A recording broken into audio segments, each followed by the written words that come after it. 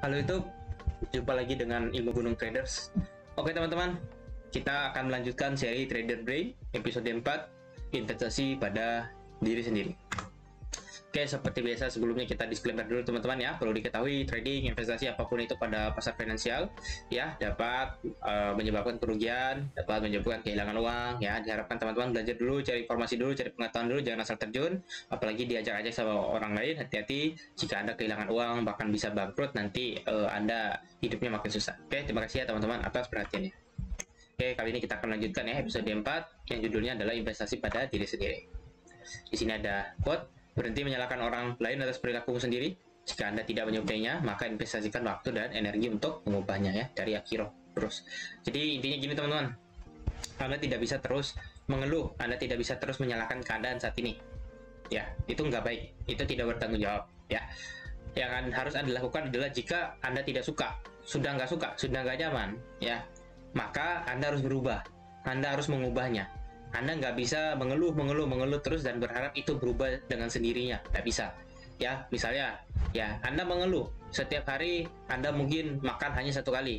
Ya, jadi Anda itu tidak punya uang yang cukup untuk makan 3 kali sehari. Percuma Anda mengeluh terus. Ya, yang harus Anda lakukan adalah Anda harus coba cari pekerjaan yang layak, pekerjaan yang mungkin bisa memberikan Anda itu hasil yang seimbang ya. Ya, intinya Anda berusaha, Anda berkorban. Anda cari keterampilan baru sehingga Anda bisa bekerja dengan hal-hal yang bisa menghasilkan uang lebih banyak, rezeki yang lebih banyak sehingga Anda bisa makan atau mendapatkan yang namanya asupan gizi secara teratur ya, secara ideal. Nah, seperti itu. Jadi terkadang ya kita itu mengeluh terus kita nyalahin hidup ini nggak adil ini itu. Ya sebenarnya kita masih bisa merubah, yang penting kita berusaha aja terus, berusaha. Mungkin hari ini itu tidak selesai, mungkin minggu depan juga belum selesai masalah kita, mungkin bulan depan juga belum selesai, tapi mungkin tahun depan itu bisa selesai. Jadi ini hanya soal waktu, yang penting Anda tetap berusaha. Investasi pikiran. Jika Anda tidak menyukai output dalam hidup Anda, maka Anda harus mengevaluasi inputnya. Jika Anda melakukan hal-hal yang biasa-biasa saja, Anda akan menjalani kehidupan yang biasa-biasa saja. Jika Anda melakukan hal-hal yang sangat baik, Anda akan menjalani kehidupan yang sangat baik ya. Setiap pikiran adalah benih. Jika Anda menanam benih yang lebih rendah, Anda tidak dapat maka harapkan buah yang unggul. Jadi intinya gini teman-teman, hati-hati dengan apa yang kita masukkan ke dalam pikiran kita. Semakin positif, semakin hasilnya baik. Semakin negatif, hasilnya malah gak baik ya. Intinya apa? Intinya tindakan kita itu ditentukan dari apa yang kita masukkan ke dalam pikiran kita. Semakin banyak hal-hal positif, maka tindakan kita biasanya juga akan sesuai dengan apa yang kita masukkan ke dalam pikiran kita. Kita banyak belajar hal-hal yang positif, kita banyak baca buku ya. Ya kita pasti akan melakukan hal-hal yang seperti yang ada di buku positif yang kita baca tadi, membantu orang, belajar dengan giat, berusaha dan segala macam. Nah itu hasil dari pikiran ya, tindakan hasil dari pikiran. Nah, kalau kita berpikir hal-hal yang negatif, maka tindakan kita pasti negatif ya. Investasi terbaik ialah investasi layar ke atas. Jika kita menginvestasikan sebagian kecil dari uang kita untuk pengembangan diri, kita akan berada dalam kelompok yang sama sekali berbeda. Input determine output ya, dari input itu menentukan output ya. 5 tahun dari sekarang hidup kita akan tergantung pada 3 hal. 1, buku yang kita baca. 2, film dan acara yang kita tonton. 3, bisnis atau perusahaan yang kita pertahankan ya. Jadi 3 hal ini yang biasanya akan merubah ya hidup kita dalam setiap 5 tahun. Buku mana yang harus dibaca, film mana yang harus ditonton, dan pertemanan yang harus Anda jaga adalah pilihan yang kita buat. Dimana kita saat ini juga merupakan hasil dari ketiga hal tersebut. Karena 3 hal tersebut merupakan input yang menghasilkan output yang biasa kita sebut sikap. Jangan biarkan orang lain membuang sampah, jangan jadikan pikiranmu sebagai tempat pembuangan sampah orang lain ya. Nah ini intinya gini teman-teman ya. Banyak orang itu benci dengan yang namanya membaca buku. Ya mereka lebih senang menonton hal-hal yang nggak penting. Ya acara-acara ngeprank ini itu yang nggak penting, sama sekali nggak ada manfaat dalam hidupnya. Padahal dia pengen jadi something, dia ingin jadi sesuatu, tetapi dia tidak belajar tentang apa yang ingin dia capai itu loh. Nah dia malah tidak pernah baca buku, dia tidak pernah belajar, tidak pernah upgrade skill segala macam. Nah Akhirnya apa? Dia tuh sebenarnya secara tidak langsung itu sebagai tempat pembuangan sampah orang lain.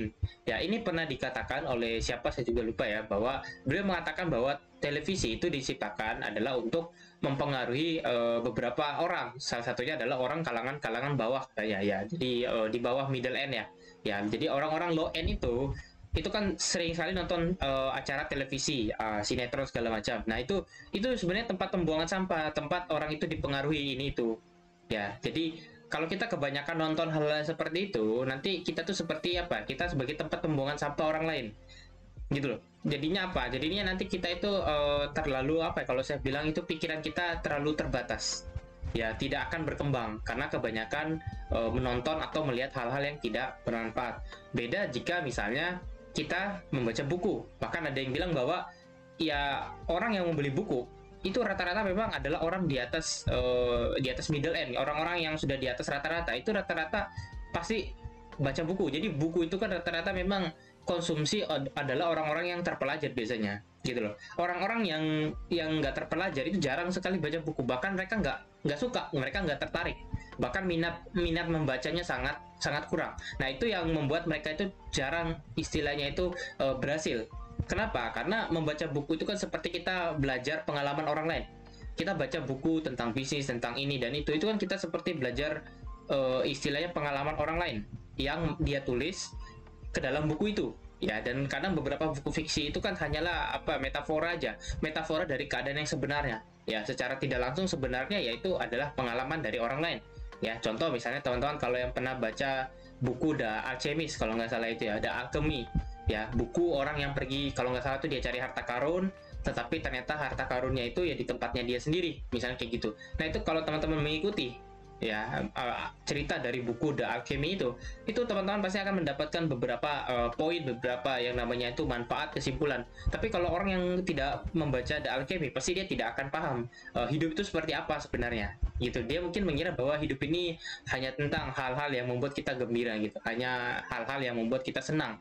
Padahal hidup ini penuh dengan jebakan, penuh dengan perangkap, dan hidup ini memang adalah salah satu istilahnya itu dimensi ya kehidupan itu ya. Jadi kehidupan itu adalah salah satu dimensi yang sebenarnya dimensi yang bisa membuat orang itu terpenjara selamanya. Artinya jika orang ya terlalu menikmati kehidupan ini, itu justru dia takutnya bisa terpenjara ya, bisa sampai dia nggak sadar kalau dia dalam ancaman kayak gitu. Seperti itulah maksudnya.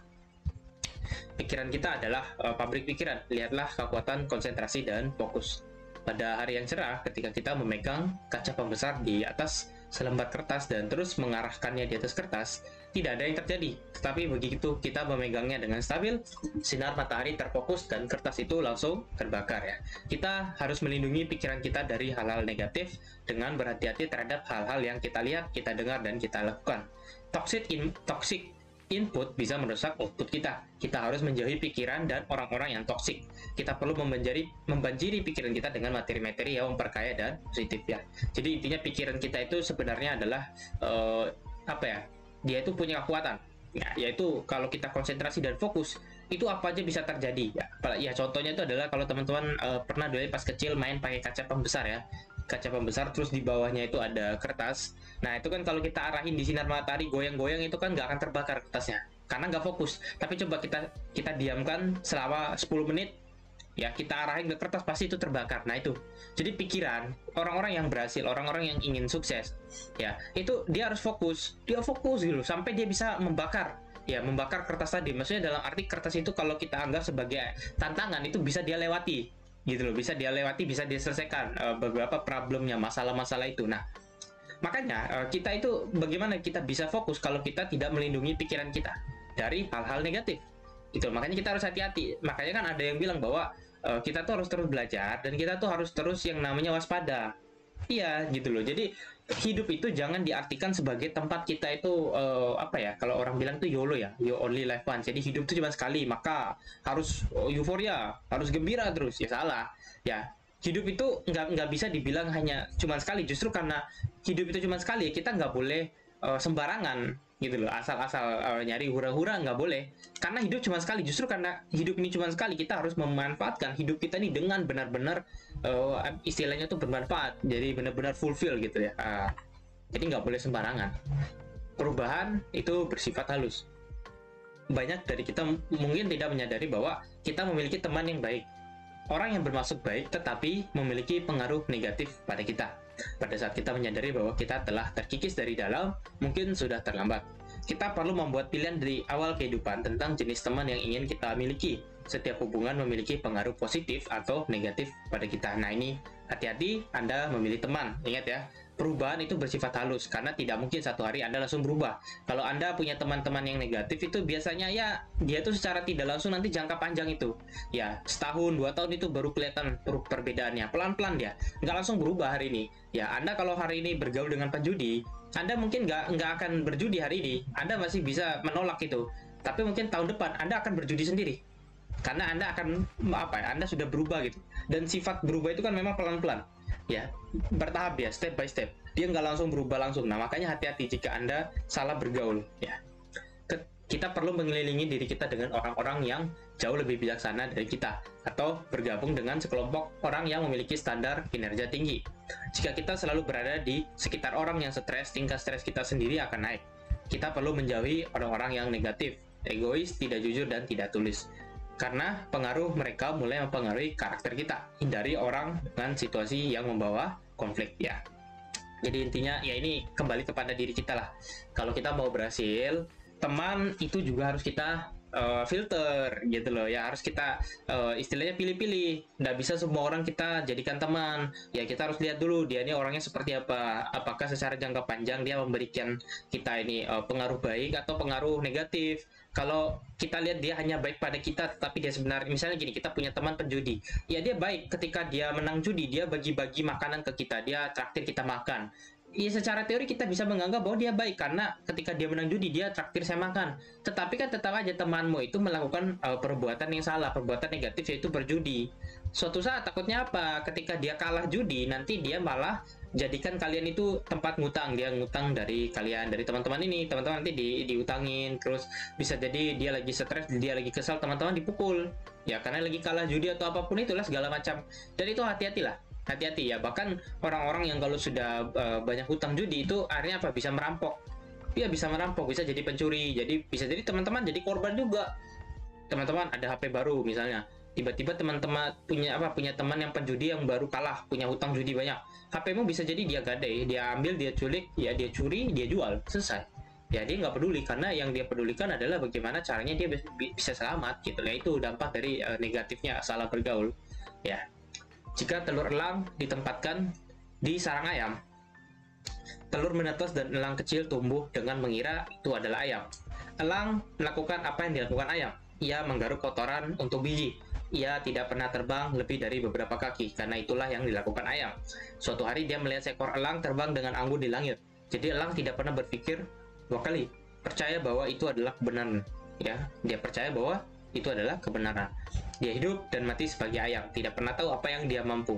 Sayang sekali ia dilahirkan untuk terbang tinggi, tetapi dikondisikan untuk merangkak di tanah ya. Jadi ini contoh seperti inilah yang saya sebut ya. Ini kita sebut sebagai kesalahan investasi ya. Yang dimana ada burung elang ya. Burung elang ini dia sebelum dia bertelur ya, sebelum dia menetas, sebelum dia masih di dalam telur nih.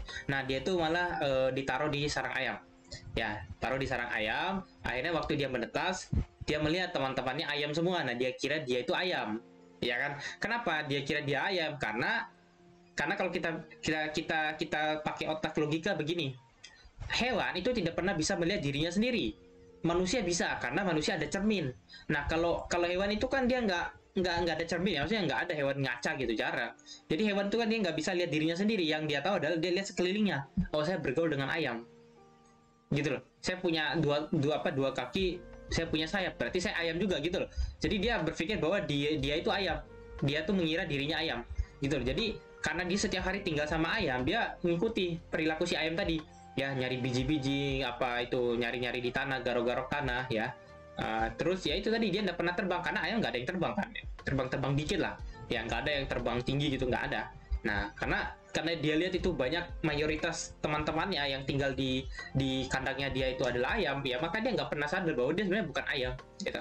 Akhirnya suatu hari dia mungkin melihat ada elang ya, burung elang itu terbang mungkin di atas kandangnya atau di atas langitnya itu, di atas kandangnya. Nah akhirnya mungkin dia dia ngeliat gitu, oh itu ada burung terbang. Nah padahal dia itu elang juga gitu, tapi dia nggak sadar saat itu. Dia ngelihat bahwa oh itu elang namanya, saya ini bukan elang, padahal dia tuh elang juga gitu. Nah akhirnya apa, dia mati sebagai ayam, dia hidup dan mati sebagai ayam. Dia nggak pernah tahu kalau dia itu burung elang yang sebenarnya dia itu bisa terbang tinggi gitu, dia itu hebat. Nah inilah kita sebut sebagai kesalahan investasi. Hati-hati dalam memilih lingkungan teman-teman ya. Elang ya, burung yang hebat sekalipun, kalau dia dididik sama seorang ayam ya, sama seekor ayam ya jadi ayam gitu kan. Makanya dulu kan ada pepatah ya kan, saya tidak pernah takut kambing yang apa ya, saya tidak pernah takut serigala yang dididik oleh kambing, tapi saya sangat takut kalau ada kambing yang dididik sama serigala ya kan. Jadi justru itu pemimpin itu loh, kalau dia dipimpin oleh orang yang tegas, orang yang hebat, orang yang positif, itu kita takut ya, itu kita takut. Kita nggak takut banyaknya orang yang dididik sama orang nggak bener. Artinya apa? Itu lingkungan itu matter banget, itu penting banget ya, itu penting banget ya. Jadi apalagi kita ini mau berhasil, kita mau mencapai kesuksesan, kita ini lagi berusaha, kita ingin menyelesaikan banyak sekali masalah kehidupan. Nah itu nggak bisa kita bergaul dengan orang-orang negatif. Kita harus benar-benar nyari orang-orang role model ya, orang yang bisa kita ikuti, orang yang benar-benar istilahnya itu punya prestasi, itulah yang kita ikuti. Sehingga apa? Ya sehingga kita punya mental yang sama seperti dia gitu loh. Kalau kita mengikuti orang yang negatif, kita akan punya mental yang sama dengan orang yang negatif tadi, dan itu kan ujung-ujungnya hidupmu makin susah. Hal yang sama berlaku bagi kebanyakan orang. Jika Anda ingin terbang seperti elang, Anda harus mempelajari cara terbang. Ya, seekor elang. Elang dilahirkan untuk menang, tetapi dikondisikan untuk kalah. Hidup kita banyak berkaitan dengan sikap kita, yang menghasilkan tindakan kita dan konsekuensinya. Tindakan kita tidak bisa dibiarkan begitu saja, karena keberuntungan lebih baik dirancang oleh pikiran. Ya, lebih penting panen yang kita tuai, ya, adalah benih yang kita tabur setiap hari. Waspada dalam memilih pikiran Anda dan bijaksana dalam memilih input Anda. Anda harus menjadi pemenang secara internal sebelum Anda bisa menjadi pemenang secara eksternal ya. Nah ini mental ini penting. Ya mental ini penting, intinya mental ini penting. Ya makanya ketika kita itu fokus pada pengembangan diri kita, investasi ke dalam diri kita sendiri ya, apalagi layar ke atas, itu adalah untuk membangun mental kita, pikiran kita, ilmu kita, pengetahuan kita, itu penting banget, serius. Penting.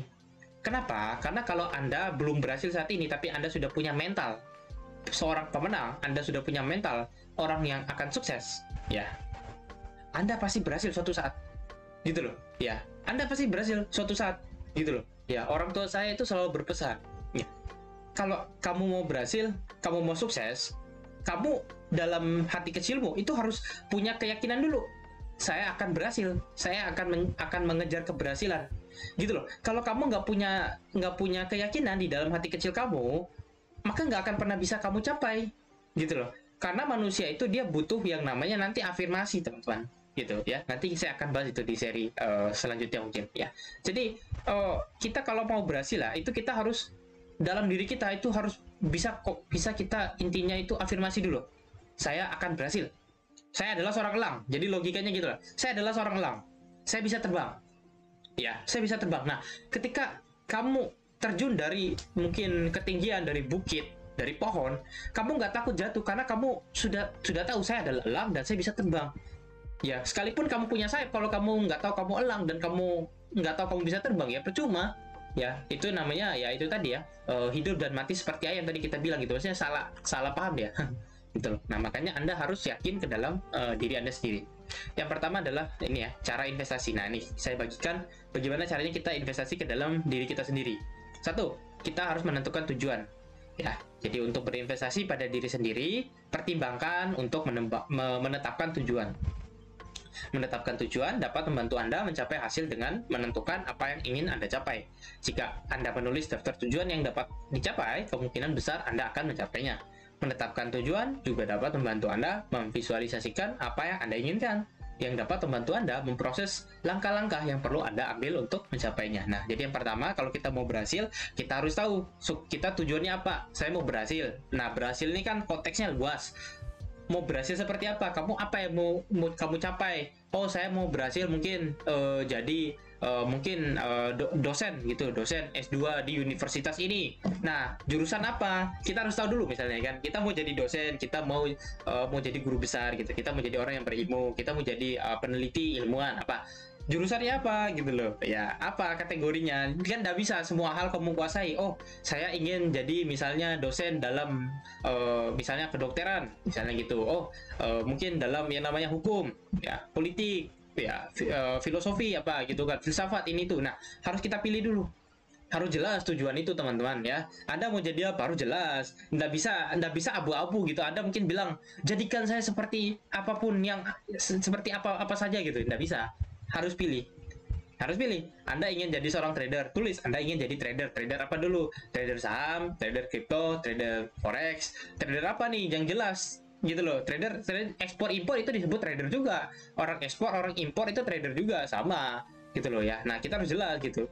Nah, biar kita tahu apa sih yang mau kita lakukan. Kalau kita nggak jelas apa yang kita mau jadi apa, kan bingung ya kan. Seperti yang saya jelasin itu, kalau Anda mau jadi dokter kan jelas gitu. Oh, mau dari dokter apa dulu? Dokter ini banyak lagi, dokter gizi, dokter kandungan, dokter mata, dokter ini jantung lah, ini tuh banyak dokter nih ya kan. Pilih dulu dokter apa yang mau diambil ya kan. Jangan sampai Anda pilih semua yang ujung-ujungnya apa nggak jelas mau jadi apa gitu. Jadi harus spesifik juga maunya jadi apa gitu. Nah, jadi menetapkan tujuan itu penting banget. Biar apa? Biar kita tahu, oh ini yang saya mau capai ya. Saya ingin jadi seorang pelukis gitu.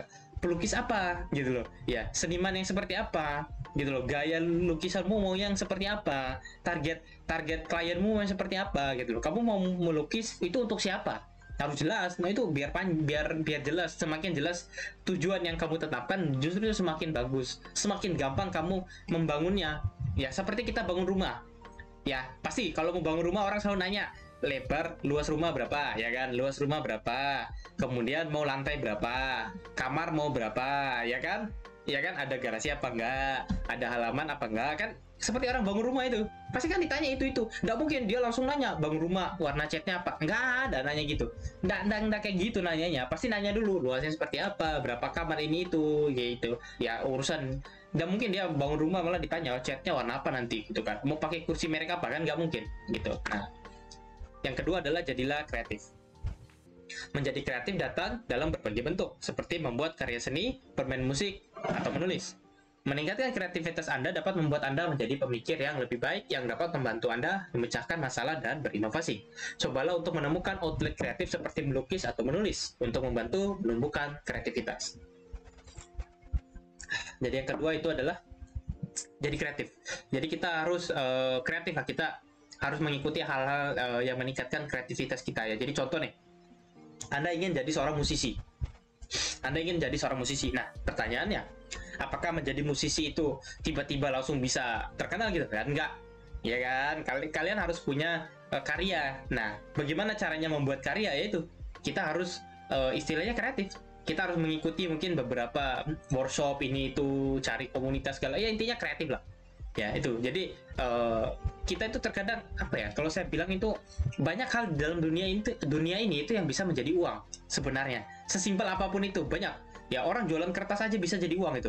Itu logikanya gitu. Jadi semua hal itu selama Anda kreatif itu bisa menghasilkan yang namanya rezeki gitu loh. Nah, makanya kita harus selalu kreatif. Kalau kita ingin berhasil, kita harus kreatif. Yang ketiga adalah memiliki keyakinan. Ya, kepercayaan diri seringkali merupakan kualitas yang dicari pengusaha pada kandidat. Memiliki kepercayaan diri juga bisa membuat Anda lebih mudah didekati. Untuk membangun kepercayaan diri Anda, kenali hal-hal yang Anda kuasai. Mengetahui di mana Anda unggul dapat membantu Anda merasa lebih percaya diri. Jadi, memiliki keyakinan. Nah, ini bakat sih. Ya, kalau Anda mau mendapatkan keyakinan, itu Anda harus tahu bakat Anda apa. Serius. Ya, manusia itu diciptakan dengan bakat yang berbeda-beda. Contoh, saya tidak punya bakat main musik. Saya tidak punya bakat main musik, saya tidak bisa main musik, tidak bisa saya, gitu loh, main-main alat musiknya nggak bisa. Maka tidak mungkin jika saya ingin jadi musisi itu akan sedikit sulit, ya. Bakat saya misalnya, saya kalau disuruh hitung-hitungan, oh saya jago itu kalau hitung-hitungan ya, hitung-hitung duit, hitung-hitung angka, itu otak saya cepat. Berarti saya cocoknya kerja di dalam industri yang hitung-hitungan. Saya disuruh memikirkan suatu konsep alur proses logika. Saya pintar di situ, saya bisa di situ, saya suka di situ. Ya, saya suka membuat sesuatu itu yang rumit jadi simple. Nah, saya cocok. Nah, tapi kalau disuruh main musik, ya enggak bisa, saya nggak punya keyakinan gitu. Ketika saya disuruh jadi musisi, saya nggak yakin. Tapi kalau saya disuruh mungkin jadi orang akuntan gitu, jadi orang yang ngurusin yang namanya hitung-hitungan duit, angka-angka, saya yakin, saya punya keyakinan kalau saya bisa itu, gitu loh. Ya, saya punya kemampuan di situ, gitu loh ya. Jadi seperti ya kita intinya kita harus tahu bakat kita apa lah. Ya, bakat kita apa? Kita harus tahu di mana kita unggul. Intinya gitu. Ya, Anda pintar berenang, Anda berenang hebat banget. Ya, napas Anda itu bagus. Ya. Nah, ketika Anda punya bakat itu, maka paling cocok kan Anda bisa ikut kejuaraan berenang. Anda bisa jadi istilahnya itu atlet renang. Bisa. Anda bisa jadi instruktur orang-orang yang mungkin pergi diving, orang-orang yang menyelam. Ya gitu. Jadi buat teman-teman mungkin yang hobi nyelam, itu kan biaya sertifikasi nyelam itu kan lumayan teman-teman. Satu sertifikasi aja bisa 4,5 juta. Bayangin itu, Anda kerja jadi instruktur penyelam gitu, yang melatih orang-orang untuk menyelam karena Anda pintar menyelam gitu loh. Nah, jadi banyak hal-hal di dalam dunia ini yang kadang kita tahu itu kita nggak tahu, tapi sebenarnya itu menghasilkan uang gitu loh. Jadi sebenarnya pekerjaan apapun itu apa ya, bakat apapun itu bisa menghasilkan uang selama Anda tahu Anda punya skill seperti apa gitu ya, gitu loh. Intinya gitu. 4, membaca lebih banyak. Jadi membaca adalah kegiatan yang memperkaya pikiran. Baik itu pendidikan atau rekreasi, membaca dapat membantu merangsang pikiran Anda dan meningkatkan kosakata Anda. Pertimbangkan untuk menerapkan 20 hingga 30 menit membaca sehari untuk meningkatkan tingkat membaca Anda. Jadi, yang keempat ini adalah baca buku. Baca buku yang banyak. Nggak harus baca buku. Artikel kah, jurnal kah, informasi-informasi yang bermanfaat. Nah, itu ya. Karena kalau kita mau investasi ke dalam diri kita sendiri, pengembangan diri, itu pasti banyak baca sih, harus banyak baca sih, gitu loh ya. Dari yang saya alami adalah, ya saya harus banyak baca buku, gitu loh ya. Karena saya banyak baca buku, makanya saya bisa bikin video seperti ini, gitu loh. Karena saya punya banyak pengalaman dari apa yang saya baca, bisa saya ketik, bisa saya ketikkan, bisa saya tuliskan, gitu loh. Kalau saya nggak pernah baca, ya susah juga untuk ngetik-ngetik, gitu loh. Ya, nah, jadi nomor 4 itu harus banyak baca. Yang kelima itu menulis lebih banyak. Jadi yang kelima ini banyak nulis.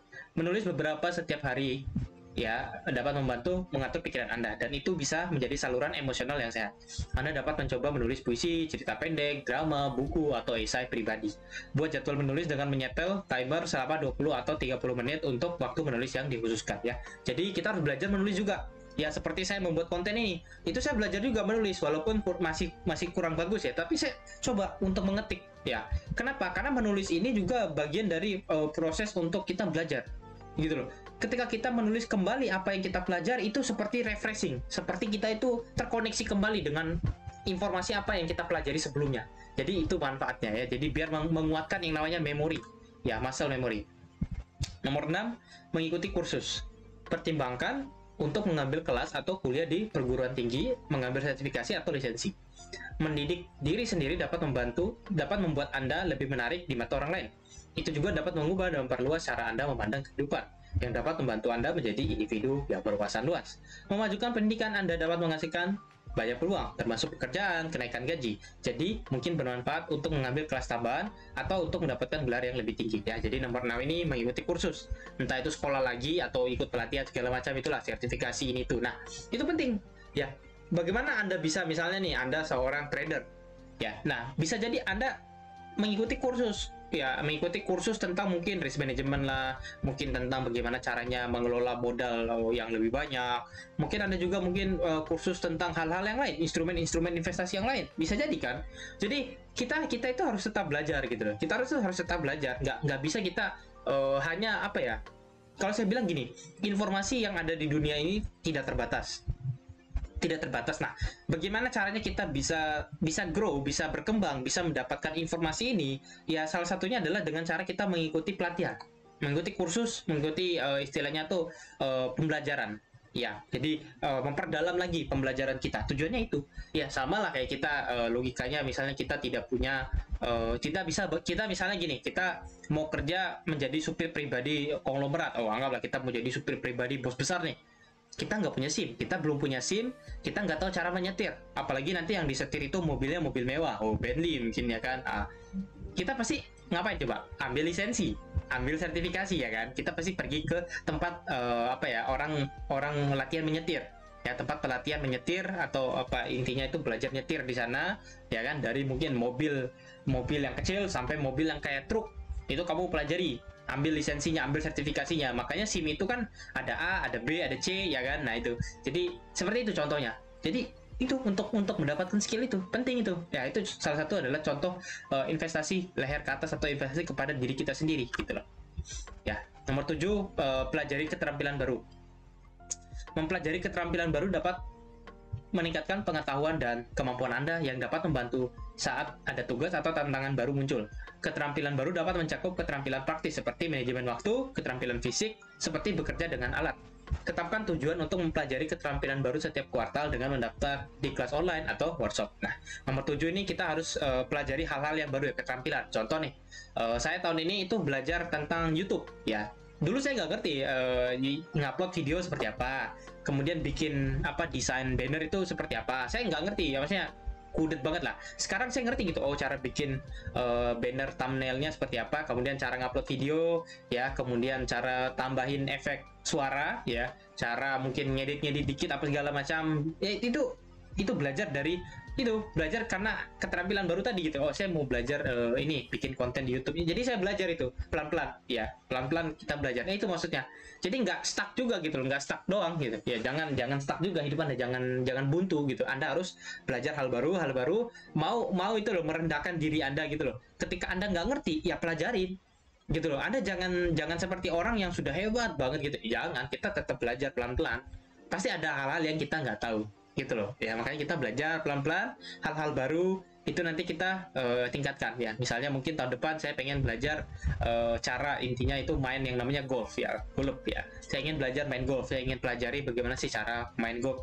Nah nanti pasti kita harus beli dulu nanti stick golfnya, kemudian kita harus cari trainer, kita belajar gabung komunitas ini itu. Nah itu kita mau mempelajari keterampilan baru gitu loh, jadi belajar hal-hal baru gitu loh ya. Jadi itu penting gitu. Kenapa? Bisa jadi kita dapat bisnis dari situ, kita dapat apa ya, inspirasi bisnis dari situ, dapat inspirasi usaha dari situ. Makanya ya kita hidup itu memang, kalau saya bilang ya ini harus mencoba hal-hal banyak gitu ya.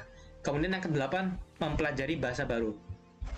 Menguasai 2 atau 3 bahasa dapat berguna di tempat kerja, tetapi bahkan mempelajari bahasa baru dapat membantu dalam situasi yang berbeda. Misalnya mengetahui beberapa frasa atau kata dapat berguna untuk berkomunikasi secara singkat dengan klien internasional. Cobalah meluangkan waktu setiap malam untuk mempelajari bahasa baru sehingga Anda dapat terus meningkat ya. Jadi yang ke-8 ini kita bisa juga belajar bahasa baru ya, untuk meningkatkan kualitas diri kita ya. Misalnya kita nggak bisa bahasa Inggris, kita belajar bahasa Inggris. Kalau kita mungkin mau kerja di Perancis ya, kita belajar bahasa Perancis. Kita mau kerja di Jerman ya belajar bahasa Jerman ya. Kita mau kerja di mungkin Singapura ya, Anda belajarlah bahasa Mandarin, bahasa Inggris ya. Jadi kita belajar bahasa itu kan terkadang penting, itu bagian dari investasi gitu teman-teman. Buat teman-teman yang nggak tahu ya, orang yang menguasai bahasa yang banyak itu justru bagus malahan ya. Anda itu selalu saya bilang ya, kalau Anda bisa menguasai bahasa Inggris, Mandarin ya, kemudian mungkin bahasa orang Eropa gitu loh, orang-orang Prancis ya, bahasa-bahasa mungkin Spanyol itu orang-orang sana, itu justru bermanfaat teman-teman. Anda itu pasti dipercaya misalnya untuk perusahaan itu yang skalanya multinasional, sudah internasional kliennya, Anda bisa jadi dipercaya untuk apa istilahnya itu, sebagai kalau kita bilang itu perantara, bisa gitu loh, sebagai perantara antara perusahaan Anda dengan klien-klien internasional, bisa gitu loh. Banyak teman-teman saya yang dia pintar sekali bahasa Mandarin, itu kerja dengan klien-klien orang Taiwan, orang-orang intinya Hong Kong, orang-orang sana yang duitnya banyak gitu. Kenapa? Karena kebetulan dia bisa bahasa Mandarin. Ya kan nggak mungkin dia pakai bahasa istilahnya kita bahasa kampung kita gitu, bicara dengan orang luar kan nggak ngerti bro ya kan. Kamu ngomong yes no juga orang nggak ngerti gitu loh, susah gitu. Yang paling cocok kan kalau orang itu bisa nyambung dengan bahasa kita, hubungan bisnis juga ternyata ada pengaruhnya gitu ya gitu ya. Jadi itu penting. Banyak teman-teman saya itu kliennya luar negeri ya, orang yang ekspor import sama ya, dia belajar bahasa Arab, dia punya klien ekspor itu dari Arab ya, jadi dia ekspor ke Arab ya, itu nggak tahu apa itu dia ekspor kemana itu lupa saya. Jadi dia belajar bahasa Arab, belajar bagaimana komunikasi dengan orang Timur Tengah gitu loh. Kan nggak mungkin pakai bahasa Inggris terus, bisa jadi bahasa Inggrisnya orang Timur Tengah juga susah nangkap ya kan, beberapa orang di sana mungkin agak susah untuk bicara. Tapi kalau kita mau merendahkan diri kita, oh saya belajar bahasa Arab deh, biar saya bisa bicara dengan klien saya. Nyambung. Jadi belajar bahasa baru itu penting untuk investasi ke dalam diri kita sendiri, gitu ya. 9, tingkatkan keterampilan komunikasi Anda. Di tempat kerja Anda berkomunikasi dengan manajer, rekan kerja, dan klien Anda. Untuk meningkatkan keterampilan komunikasi Anda, cobalah berlatih pidato atau nada yang perlu Anda presentasikan untuk pekerjaan Anda di depan teman atau keluarga. Anda juga dapat bergabung dengan grup berbicara di depan umum atau mengikuti kelas menulis. Nah, yang 9 ini adalah latihan komunikasi. Ya, jadi untuk mengembangkan diri ya, untuk investasi ke dalam diri kita, itu kita juga belajar komunikasi. Ya, seperti saya misalnya bikin video YouTube. Nggak mungkin saya bisa bikin video YouTube kalau saya nggak bicara. Masa saya bikin video YouTube pakai suara Google gitu loh, suara Google Translate. Pernah ya teman-teman nonton dengan ada video YouTube yang suaranya tuh suara robot itu loh, suara Google Translate, kan nggak mungkin. Pasti saya harus ucapkan sendiri. Saya bikin video, saya rekam, ada muka saya, ada suara saya. Nah, itu kan kita latihan berbicara juga, itu latihan komunikasi. Biar apa? Biar nggak takut. Biar nggak kehabisan topik, biar kita tuh nggak keringatan, nggak bisa enjoy lah menyampaikan konten apa yang mau kita sampaikan itu loh. Ya, makanya kita belajar komunikasi juga. Jadi bikin YouTube ini juga saya belajar juga melatih komunikasi lah, ya biar lancar gitu loh. Karena kadang ada beberapa orang itu yang istilahnya cemas, nervous. Jadi dia grogi. Ya dia kalau bicara bicara langsung sendiri kadang, atau bicara dengan durasi yang agak panjang, itu dia bingung. Ya, karena mungkin nggak terbiasa. Makanya kita harus belajar komunikasi. Ini penting banget ya, apalagi saya kan sering mengajar ya beberapa murid dari mentoring segala macam. Itu kalau saya nggak bisa komunikasi, saya nggak pintar dalam berbicara, kan susah untuk menjelaskan, untuk mengajar orang itu kan susah gitu loh. Makanya kan kita belajar, karena kita ngajar orang, kita juga belajar komunikasi, biar saat kita ngajarin orang, kita bisa nih komunikasikannya dengan baik gitu loh. Ya, jangan malah orang belajar terus dikasih lihat hanya slide, kemudian kita diam gitu, suruh dia nyatat, ya nggak bisa. Kita harus jelasin juga ini maksudnya apa gitu loh. Ya, jadi nomor 9 itu keterampilan komunikasi. Nah, dan nomor yang 10 ya, cara kita investasi ke dalam diri kita, yang pertama adalah mungkin kita cari mentor. Ya, seorang mentor dapat membimbing Anda dan menginspirasi Anda untuk bekerja keras dan mencoba hal-hal baru, seperti melamar pekerjaan yang berbeda atau mempraktikkan kebiasaan baru. Tugas seorang mentor adalah membantu Anda mencapai tujuan Anda dengan cara yang realistis bagi Anda. Untuk melakukan ini, mentor Anda mungkin membuat rencana tindakan untuk Anda. Coba cari mentor di tempat kerja Anda atau bahkan di acara networking. Nah, yang nomor 10 ini, Anda cari mentor. Kalau Anda ingin berhasil, ya, Anda coba cari senior-senior Anda. Ya, contoh, teman saya ada yang jadi pilot. Ya, saya tanya, kalau mau jadi pilot yang baik nih, ada mentornya nggak sih? Saya bilang sama dia bilang ada senior saya, pilot yang sudah senior, sudah puluhan tahun, itu tempat saya tanya katanya. Kalau saya bingung, saya tanya ke beliau. Kalau saya ada hal-hal yang saya keliru, saya tanya ke beliau solusinya apa. Tetap gitu loh. Dokter juga sama, ada dokter yang sudah senior, ya pasti banyak murid-muridnya yang nanya gitu. Makanya kan kalau teman-teman tahu, dokter itu kan ada yang namanya koas kan, jadi praktek langsung dari apa ya, program dokternya itu kan. Nah, itu kan di situ kan dia belajar di dokter-dokter yang sudah senior. Disitulah mereka bertanya, mereka mencatat, mereka belajar hal baru. Sama gitu. Kita juga misalnya nih mau jadi trader, kita cari mentor juga, cari mentor yang benar. Kita mau jadi investor, usahakan Anda cari juga investor yang hebat gitu, yang bisa Anda ikuti tips-tipsnya, teknik-tekniknya, strategi-strateginya, pemikiran-pemikirannya bisa Anda pelajari gitu loh. Anda bisa baca buku segala macam. Jadi penting ini cari mentor penting teman-teman ya. Saya itu punya mentor banyak, saya punya guru banyak ya, dari bisnis, dari spiritual, kemudian dari segi filsafat, banyak mentor-mentor itu saya punya guru. Kenapa? Karena saya tahu saya tidak menguasai banyak hal gitu loh ya kan. Anda belajar misalnya belajar bisnis, kan Anda bisa jadi nggak punya pengalaman yang banyak. Anda butuh mentor yang sudah berbisnis minimal 10-15 tahun. Belajarlah sama beliau gitu loh. Anda ingin jadi konsultan, saya juga punya mentor saya yang mengajarkan saya menjadi konsultan. Ya, sering bertanya sama beliau bagaimana caranya kita itu menyelesaikan masalah dari klien segala macam. Nggak mungkin kita bisa selesaikan itu tiba-tiba langsung hebat, gitu nggak bisa. Kita banyak harus belajar dari mentor-mentor kita. Kenapa? Karena biar mereka bagi pengalamannya, dan kita mendapatkan yang namanya, istilahnya itu apa? Ilmu itu loh, pengetahuan. Itu yang penting gitu loh. Jadi turunkan ego Anda, jadilah orang yang mau berinvestasi. Seperti investor, pikirkanlah sebagai investor. rendah hati aja deh. Namanya investor itu kan cari untung, rendah hati. Selama itu menguntungkan jangka panjang, lakukan. Rendah hati aja. Ini kadang saya lihat beberapa orang karena dia sudah merasa pintar, dia sudah nggak butuh saran dari orang lain. Kelihatannya pintar, hebat banget kelihatan. Ya padahal kalau saya sendiri sadar bahwa kita sehebat-hebatnya kita menghasilkan ribuan dolar sekalipun, saya rasa kita tetap butuh guru, tetap butuh mentor. Mentor dalam arti bukanlah orang yang apa istilahnya kalau orang bilang mencari mentor, ngapain cari mentor? Orang mentornya hidupnya itu terkadang mungkin ya tidak lebih baik dari kita, biasa-biasa aja mungkin. Ya tapi nggak dilihat dari situ juga, yang kita lihat juga sebenarnya adalah pengalamannya juga, cara berpikirnya gitu loh ya. Kemudian dari bagaimana caranya dia istilahnya membuat keputusan, ya kan, mau bagaimana logikanya dia, alur keputusannya seperti apa, pertimbangannya seperti apa, karakternya seperti apa, sikapnya seperti apa, itu karena yang kita lihat, bukan soal harta dan tahta juga gitu loh. Kebanyakan orang kan terlalu fokus ke situ gitu. Nah, kalau menurut saya belajar ke semua orang yang saya rasa dia punya ilmu lebih dari saya pelajari. Rendah hati aja bro, ya rendah hati aja, pura-pura bodoh aja. Kesimpulan, ilmu memang tidak akan pernah habis, walaupun Anda membagikannya ke orang lain. Mungkin selama Anda belajar, Anda belum merasakan keuntungannya. Namun ketika Anda mengimplementasikan ilmu tersebut dengan baik, tentu akan mendatangkan keuntungan. Mengingat dunia bisnis dan investasi begitu dinamis, sehingga dibutuhkan bekal ilmu yang selalu di-upgrade. Berinvestasi dalam bentuk ilmu tidak akan pernah memberikan kerugian bagi Anda pribadi. Justru Anda akan mendapatkan keuntungan dari ilmu tersebut yang bisa dijadikan bekal untuk masa depan. Ya, jadi ingat tuh, tanpa adanya ilmu, Anda dapat salah melangkah ataupun salah melakukan strategi. Sehingga apapun yang Anda lakukan tetap memerlukan ilmu. Investasi layar ke atas adalah investasi berupa ilmu yang akan menambah value ke dalam pribadimu untuk jangka panjang. Ketika kamu ingin memulai sebuah bisnis, tentu kamu harus mengetahui dasar-dasar bisnis apa yang ingin kamu geluti, bukan?